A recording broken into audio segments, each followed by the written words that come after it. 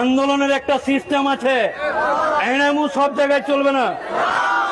আন্দোলন আমরা কোন আন্দোলন সিস্টেমেটিক ওয়েতে হবে, গণতান্ত্রিক পদ্ধতিতে হবে।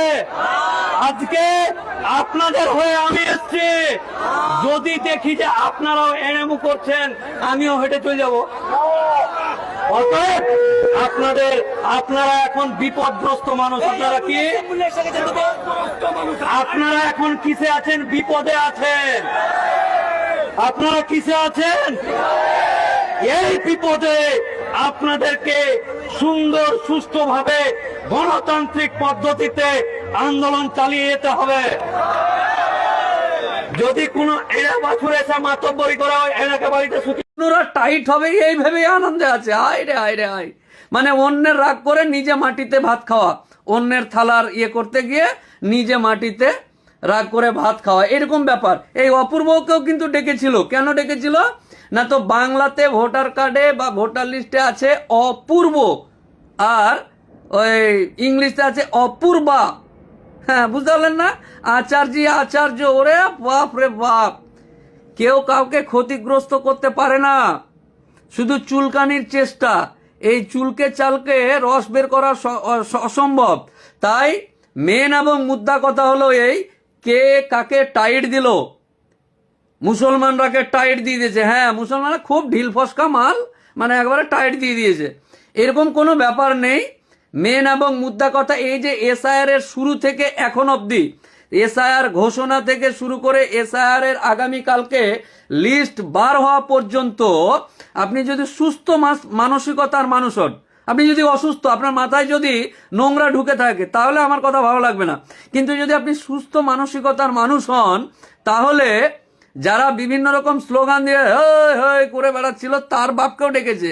অসুস্থ বাপ ভ্যানে করে ওই মূত্রথলি অপারেশন করা রুগী, ওই অপারেশন করে থাকলে যে পেশচাপ বার হয়, যে একটা পাইপ দিয়ে আর ক্যারি ব্যাগ ধরে রাখে, ওই পেশচাপ বার করা ক্যারি ব্যাগ ধরে এসআইআর এর নোটিশের জবাব দিতে হাজির হয়েছে।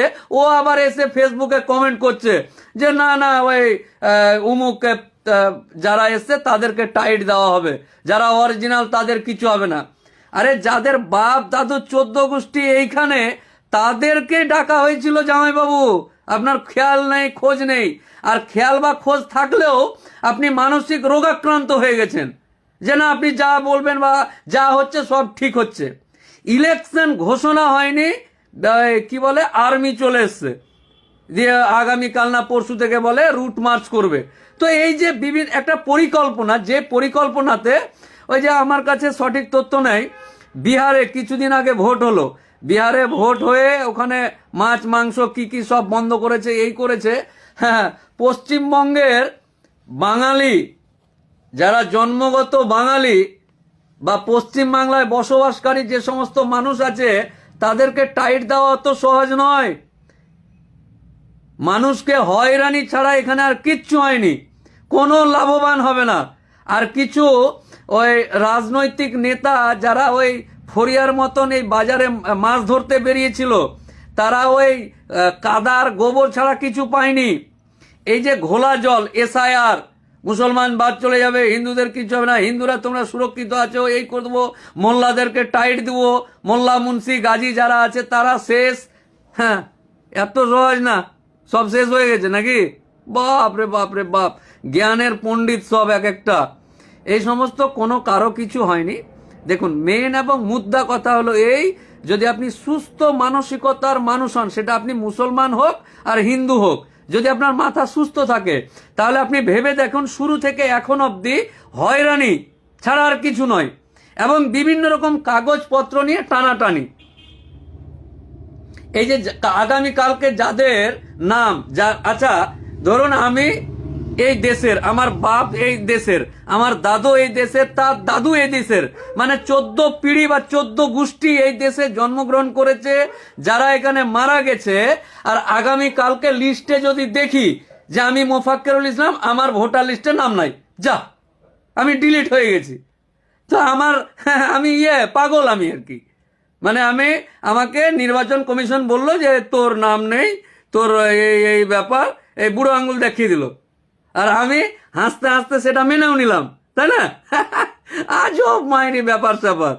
মানে আমি মোফাক্কেরুল ইসলাম, আমার বাপ দাদু 14 গোষ্ঠী পিণ্ডি চটকে যদি দেখা যায়, গোষ্ঠী পিণ্ডিকে চটকে, তো চটকে দেখলেও বা বিভিন্ন রকম আতস কাজ দিয়ে যদি দেখে এরকম করে, তবুও দেখবে যে মোফাক্কেরুল ইসলামের বাপ, মোফাক্কেরুল ইসলামের দাদু, মোফাক্কেরুল ইসলাম দাদুর বাপ, তার 14 পিঢ়ি 14 গোষ্ঠী এই ভারতবর্ষের এই পশ্চিমবঙ্গের। আর আগামীকাল মোফাক্কেরুল ইসলাম লিস্টে গিয়ে দেখছে যে মোফাক্কেরুল ইসলাম 2002-এ নাম ছিল, 2000 উমুকে নাম ছিল, 23-এ নাম ছিল, 25-এ নাম ছিল, সব জায়গায় নাম থাকার পর হঠাৎ দেখছে আগামীকালকের লিস্টে যে মোফাক্কেরুল ইসলাম ডিলিটেড। মোফাক্কেরুল ইসলামের ভেজাল লেগে আছে, জুডিশিয়াল ব্যাপার স্যাপারগুলো আছে, মোফাক্কেরুল ইসলাম নাই, গায়েব হয়ে গেছে। আর মোফাক্কেরুল ইসলাম স্বয়ং এখানে আপনাদের সামনে ফেসবুকে লাইভ করছে আর বেঁচে আছে। মানে আমি এই রাজ্যেই আছি, আমি এই রাজ্যেরই মানুষ, আর একটা নির্বাচন কমিশন এসে বলবে তুই এখানকার না, তোর ভোটার লিস্ট থেকে নাম বাদ চলে গেছে। আর আমি আবার সুন্দরভাবে হাসতে হাসতে সুন্দরভাবে হাসতে হাসতে আমি আবার সেটাকে মেনেও নিব। ওয়ারে ওয়ারে ওয়ারে ওয়াহ চিরকুটিয়া, হ্যাঁ? মানে বলবে আর আমি মেনে নেব, তাই না? না না, আপনার নাম নেই।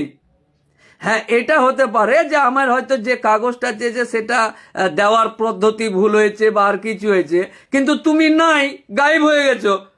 কোন চিরকুটিয়া 3 দিনের এসে বলবে তুই ভোটার না, তুমি ভোটার না, তুমি এই দেশের ভোট দেওয়ার তোমার ক্ষমতা নেই, তোমার ভোটার লিস্টের নাম নাই। মানে এর আগে যে লিস্টগুলোতে ছিল এটা আমি নয়, আমার ওই আমার ভূত, আমার কঙ্কাল ভোট দিয়েছে, আর এখন আমার কাছে শরীরে রক্ত মাংস লেগে আমি মানুষ হয়ে গেছি। মানে এত সহজ মায়েরি বিদ্যা,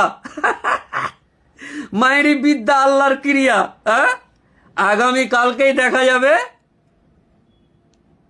কি হবে। আমি বোঝাতে পারছি না মনে হয়,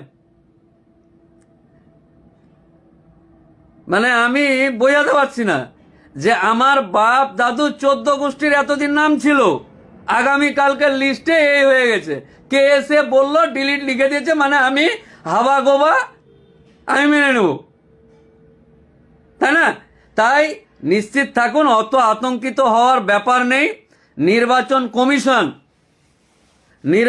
কমিশন আমার মতন বাপ দাদু থাকা 14 গোষ্ঠী এই দেশের এবং এই দেশের নাগরিকের ভোটার লিস্টে নামটা মানে ডিলিট হওয়ার আগে, নামটাতে এই ওই লাগানোর আগে 14 বার ভাবতে হবে।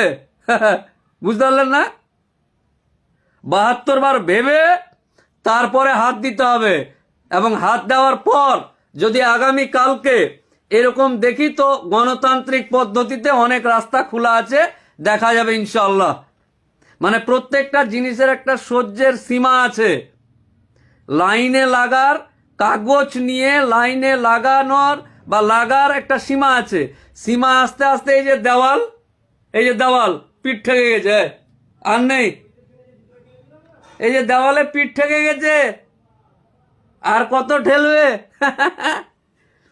বোঝাতে পারলাম কি? হ্যাঁ, মোফাক্কেরুল ইসলাম বলছে এই যে দেওয়ালটা দেখেন, এই যে পিঠ ঠেকে গেছে। পিঠ ঠেকার পরও যদি ঠেলতে আসে কি হবে? ধরুন আমাকে এখন ঠেলছে এরকম করে, এই ঠেলছে, তাহলে আমি কি করবো? এরকম চলে আসবো না? হ্যাঁ।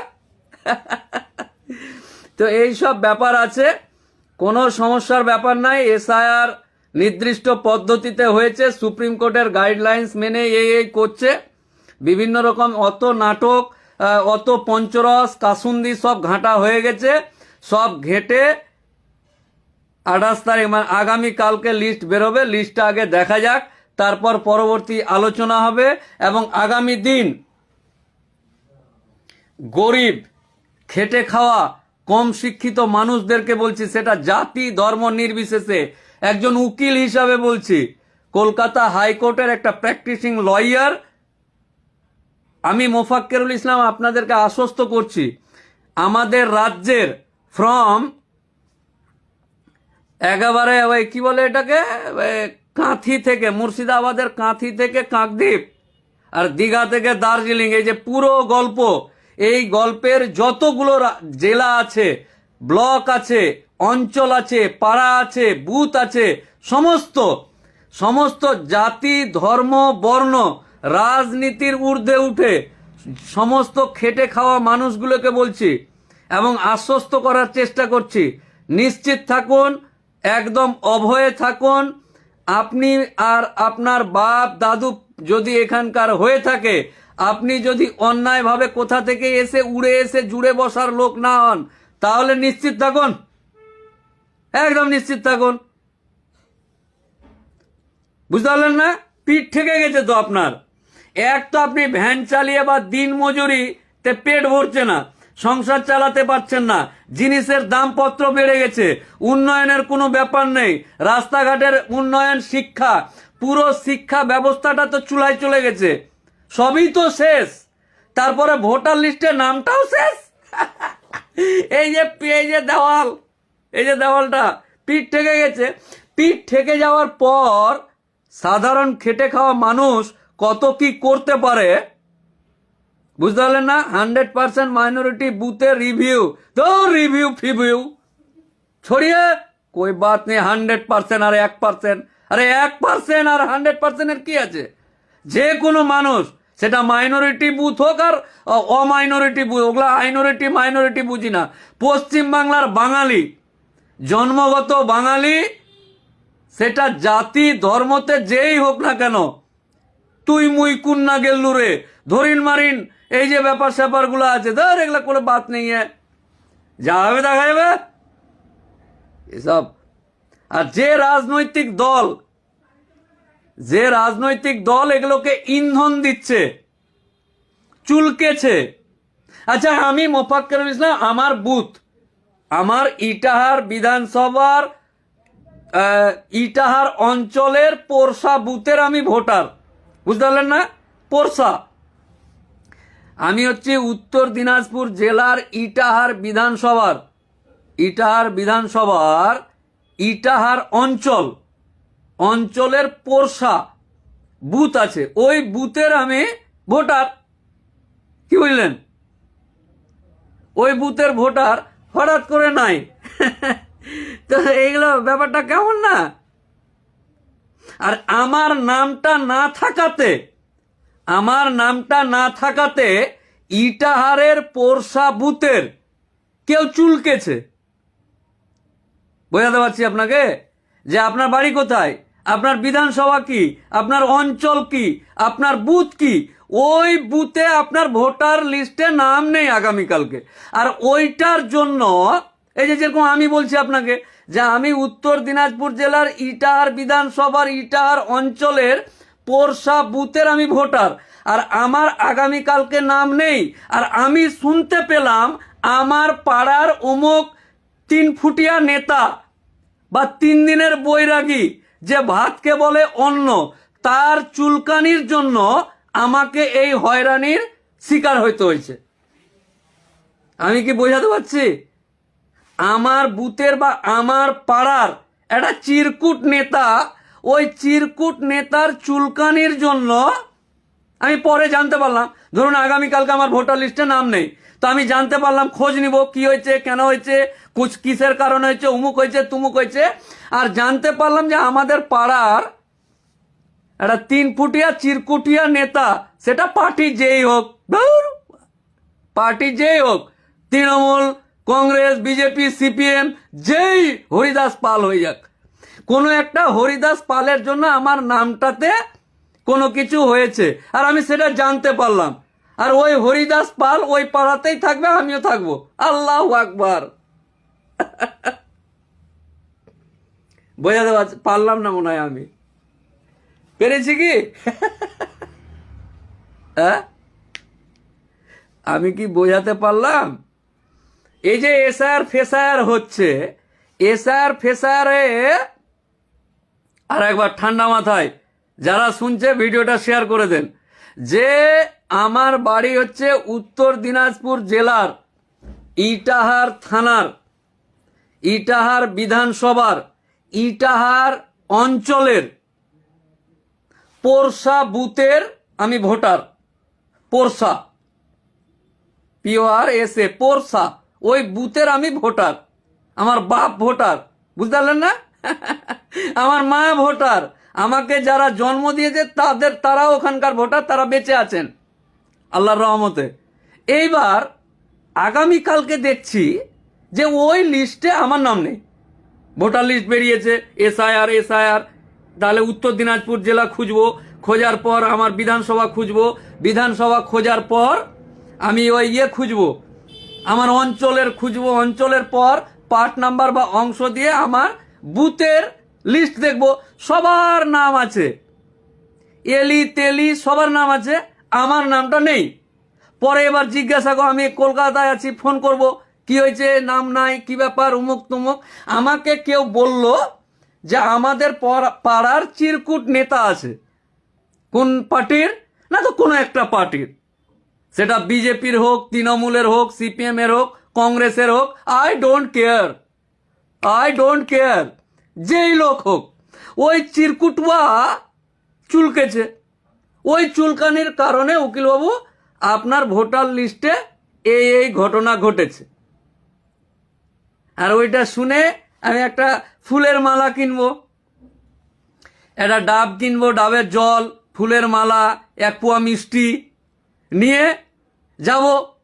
হ্যাঁ, গিয়ে জিজ্ঞাসা করবো, জামাইবাবু ই ক্যা বাত হো গিয়া, তোমার চুলকানির কারণে আমার ভোটার লিস্ট থেকে নাম বাদ হো গিয়া। ওরে বাপ রে বাপ, আমি কাঁদতে লাগবো, ধট মশাই, কাঁদতে লাগবো আমি। ও মোচ তো নাই, মোচে তা দিব কি করে, মোচ তো নাই। আচ্ছা, এই যে দেওয়ালে পিঠ ঠেকে গেলে একটা সাধারণ মানুষ, বুঝতে পারলেন না, দেওয়ালে পিঠ ঠেকে গেলে একটা সাধারণ মানুষ, খেটে খাওয়া মানুষ যদি 14 বার এরকম নাটকের শিকার হয়, হয়রানির শিকার হয়, তাহলে আল্লাহ ভালো জানে, আমি জানি না কিছু। দেবদাস কুন্ডু, মাতব্বরি মারাতে হবে না। 11টা রাজ্যে কি হচ্ছে ওইটা আমার দেখার দরকার নাই। 11টা রাজ্যে এসআর হচ্ছে, আপনার মাথা ব্যথা কেন? হ্যাঁ,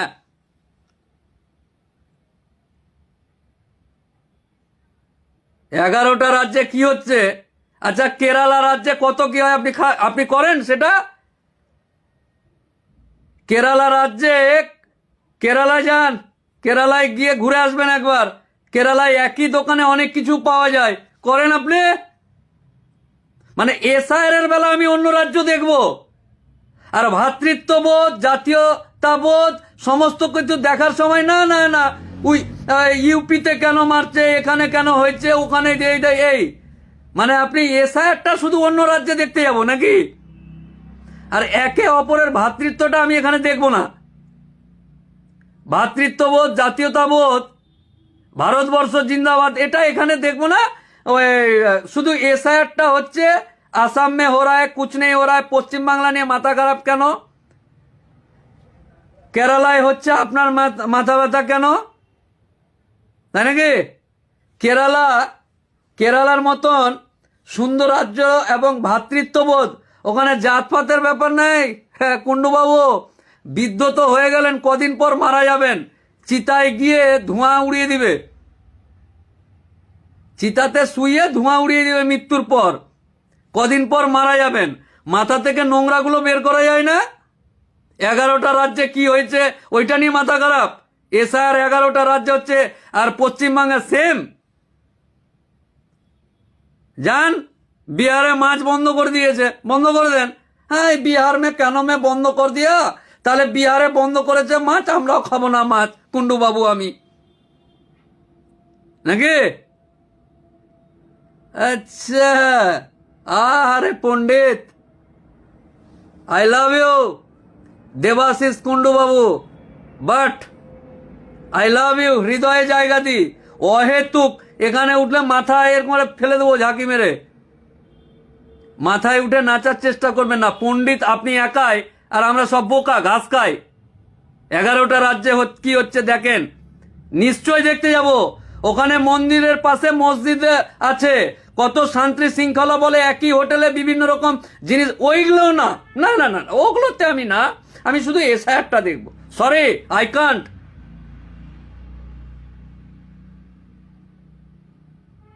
বৃদ্ধ হয়ে গেলেন, কদিন পর মরতে যাবেন, বর্তমান পরিস্থিতি সম্পর্কে জ্ঞান নেই নাকি? বর্তমান পরিস্থিতিতে কি চলছে গোটা রাজ্যে, কোথায় কি হচ্ছে, অকারণে বিভিন্ন রকম নামের জন্য হেনস্থা হচ্ছে, ওই দিকে আপনি নেই। আপনার পাড়ায় আপনার যে সেবা করেছে, সেই যে আপনার বাড়ি পরিষ্কার করেছে, সেবা করেছে, যে রাজমিস্ত্রি আপনার বাড়ি বানিয়েছে, সেই রাজমিস্ত্রির ভোটার এই এসআইআর এর সময় নামের ভুল এসেছিল, হেল্প করেছেন আপনি, পণ্ডিতগিরি মারাচ্ছেন এখানে। আপনি যে বেঁচে আছেন, আপনি যে কদিন পর মরবেন, একটা সাধারণ মানুষের এই যে এসআইআর এর একটা হয়রানি গেল, এই হয়রানিতে আপনার ভূমিকা কি পণ্ডিত? হ্যাঁ পণ্ডিত, ভূমিকাটা কি আপনার? শুধু পণ্ডিতই মারানো ভূমিকা? নিজের এলাকাতে, নিজের বাড়ির পাশে আপনার যে উপকার, আপনার যে গাড়িটা মুছে দেয়, আপনার রান্নাঘরে যে রান্না করতে আসে, আপনার যে এই করে, উমুক করে, তুমুক করে, যারা আপনার সাথে রিলেটেড, নিশ্চয়ই আমি আপনার বাড়ির পাশে বাড়ি নয়, আপনার বাড়ির পাশে তো কেউ আছে রে বাবা, তারা যে এসআইআর নিয়ে এত হয়রানি হলো, আপনার ভূমিকাটা কি পণ্ডিত বাবু? আপনার কাছে জানতে চাইছি আমি। ওই দিকে কিছু নাই, না 11টা রাজ্যে হচ্ছে, এখানে আবার এত কি? আরে 11টা রাজ্যে অনেক শান্তিতে তারা বাস করছে, কোনো রকম ডিস্টারবেন্স নেই, রাজনৈতিক কারণে কোনো রকম হানাহানি নেই, কোনো রকম মারামারি ঝগড়া কিচ্ছু নেই, কোনো রকম জাত পাত নিয়ে গন্ডগোল নেই, কিছুই নেই। ওইগুলো আপনি দেখবেন না, শুধু এসআইআর এর ব্যাপার সময় দেখবেন, আর বাকি যা ইচ্ছা তাই হয়ে যাক নাকি? সরি, দ্বিচারিতা মনোভাব নিয়ে আমার ফেসবুকে এসে কমেন্ট করতে আসবেন না, দরকার নেই। সরি, আমাকে ফলো করারও দরকার নেই আপনার। সঠিক কথা যদি বলতে পারেন, সঠিক মানসিকতা যদি থাকে, সঠিক গঠনমূলক যদি কমেন্ট করতে পারেন, করবেন, উত্তর দিব। উকিল মানে উত্তর দেওয়া কাজ, করুন না, প্রশ্ন করুন, কিন্তু অহেতুক এটা কেন ওইটা কেন বলতে আসবেন না। সরি, তখন মাথায় অন্য কিছু উঠে যায়, বুঝতে পারলেন না? কারণ সাধারণ মানুষ আজকে গোটা রাজ্যের এদিক থেকে ওই দিক, ডান বাম, উপর নিচ, সাইড বাম, সব ব্যস্ত হয়ে আছে এই সব ক্যারিক্যাচার নিয়ে। একটা মানুষ ইনকাম করবে কি করে, খাবে কি করবে, এগুলো ভাবা বাদ দিয়ে কাগজপত্র ব্যাগে করে নিয়ে দৌড়াদৌড়ি করছে। তাই সাধারণ মানুষ যারা আছে তারা নিশ্চিত থাকেন, আগামী দিন যদি নাম কাটা যায়, নাম বাদ যায় বা আর কিছু হয়, তাহলে দেখা যাবে ইনশাল্লাহ। এবং গণতান্ত্রিক পদ্ধতিতে আইনি ব্যবস্থা আছে, বিচার ব্যবস্থা আছে, সবই আছে, চিন্তিত হওয়ার ব্যাপার নেই। হ্যাঁ, হয়রানিটা হবে, আর যে রাজনৈতিক দল, যে পার্টি এই হয়রানিগুলো করছে, এর উচিত শিক্ষা কিন্তু এবার দিতে হবে। এবার দেওয়ালে পিঠ ঠেকে গেছে, কোনো কথা কাহিনী মানা যাবে না।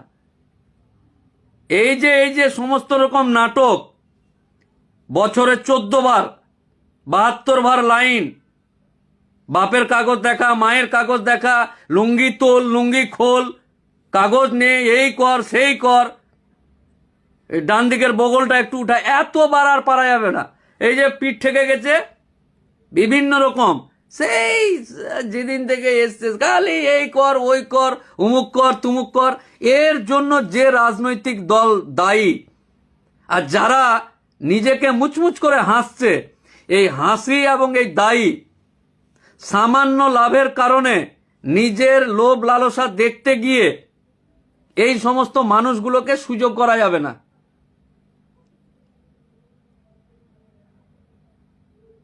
আর এই নির্বাচন কমিশন তো দেখা যাক না কালকে কি করছে। নির্বাচন কমিশন আগামীকাল কি লিস্ট বের করছে। নির্বাচন কমিশন মানে বিশাল কিছু নয়, এটা সংস্থা। আমাদের দ্বারা নির্বাচন করা একটা সরকার, ওই সরকার ওই সমস্ত নাম টাম লিস্ট ফিট পাঠিয়ে, কালকে যদি মনে করা যায় তো আমি মোফাক্কেরুল ইসলাম নির্বাচন কমিশনার হতে পারি, কিন্তু করলে তো হবে না, বুঝতে পারলেন না? তো এই সব কোনো ব্যাপার না। নির্বাচন কমিশন মানে মঙ্গল গ্রহ থেকে আসা এলিয়েন, এরকম ব্যাপার নয়। কিন্তু নির্বাচন কমিশন একটা সংস্থা যাদেরকে দায়িত্বে রাখা আছে যে তোরা বাবা এই এই ব্যাপারগুলো দেখিস। এবার তারা যদি ফেলিওর হয়, তারা যদি কাজ করতে গিয়ে কারো ওই গুতোগুতিতে অরিজিনাল পথ থেকে পথভ্রষ্ট হয়, তাহলে ওকে ভাই, who are you, I love you, হ্যাঁ, who are you, I love you. আহামরি কিছু না, বিশাল ব্যাপার না, সরি, এটা সংস্থা যে দায়িত্বে আছে, এর থেকে বেশি কিছু না।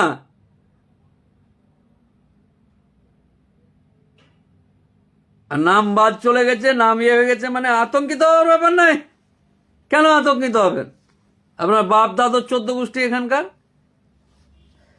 কাগজের ফল্টের জন্য যদি তারা করে তো কাগজ ঠিকঠাক করে জমা দিতে হবে, আবার কি আছে এত? সরি, সকলেই ভালো থাকুন। আগামী কালকে কিভাবে কি হচ্ছে দেখা যাবে।